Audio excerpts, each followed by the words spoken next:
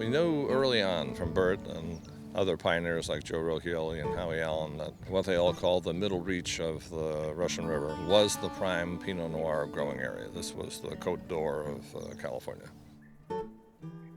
The key of the Lytton estate, which is so important, is that it is in the heartland of the heartland of the heartland of the Russian River. We spent 3 years negotiating with the family because we knew it was a perfect site. Right in this stronger growing area, we have some glacial till. The rounded rocks came down in the Russian River. Has at least 4 soil types, which allows us to plant different rootstocks and different clones. And one of the things that Pinot Noir does that other grape varieties don't do is it will reflect the differences in the soils, even with the same clone and the same rootstock. Bob and I had spent a lot of time on studying individual clones. In this Lytton planting, there are about 2-acre pieces, many of which are heritage clones. Many are selected rootstocks, so we have, even in the same 2 acres, we break the rootstocks to reflect the change in the soil types. I got into agriculture with my grandfather when I was 6, planted a tomato garden. And my grandfather lived in a suburban area outside New York City, and we dug up the front yard, much to the consternation of the lawyers and bankers on each side. Those were the years in which if you had crabgrass in your yard, you were considered a bad neighbor. And to have a bunch of tomatoes grown in your front yard that you were taking care of with your grandson was even worse.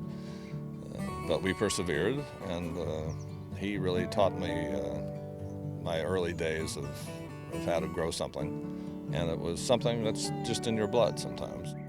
My mother used to laugh when she would have people give me a tour of my little garden, because I had tomatoes and I had lettuce and I had a row of mashed potatoes and a row of French fries.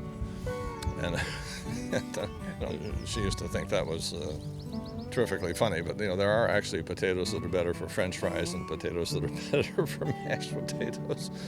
But she thought this was a wonderful way for a 10 or 12-year-old to describe what he was doing, right? It's a pluot or a plum cod. So Burbank had bred an apricot to a plum, and this is called a dapple dandy. This little orchard at the entrance of our Lytton property is a kind of a living memorial to the father of horticulture, Luther Burbank. Bob and I are both Aggies, and we know what a major contribution he made to plant breeding, which has now become very scientific, but he did it almost by instinct.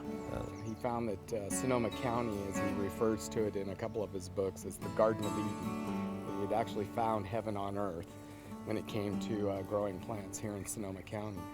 And I think that kind of translates again into what we're trying to do with the Pinot Noir here, that there really are only so many chosen spots on earth to grow great Pinot Noir, and the middle reach of the Russian River Valley definitely goes to the top of that list.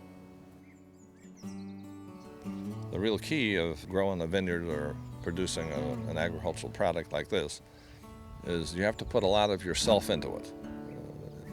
A big commercial outfit can do it in a commercial way, but if you want to make a really special agricultural product, it takes people who really have a passion about the soil and about the plants and about the process of making those plant products into a wonderful food product. And wine is certainly the top of that.